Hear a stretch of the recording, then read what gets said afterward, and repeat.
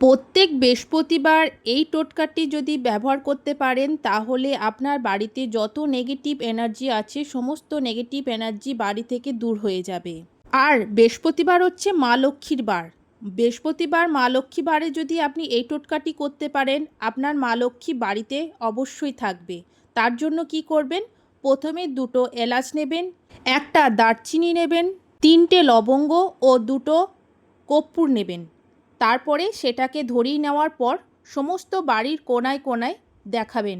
আগে এটা ধুনোটাকে ধরিয়ে নিতে হবে ভালো করে, যেন ধরে যায় সেভাবে। আগে ধরে নেওয়ার আগে এই যে কর্পূরের গন্ধটা যেন সমস্ত বাড়ির কোণায় কোণায় যেন পৌঁছে যায়। তারপরে দেবেন ধুনো। ধুনোটা দেওয়ার পর আবার বাড়িতে কোণায় কোণায় দেখাবেন। তাহলে সমস্ত নেগেটিভ এনার্জি বাড়ি থেকে দূর হয়ে যাবে। এটা প্রত্যেক বৃহস্পতিবার করবেন। ভালো লাগলে পাশে থাকবেন। নমস্কার।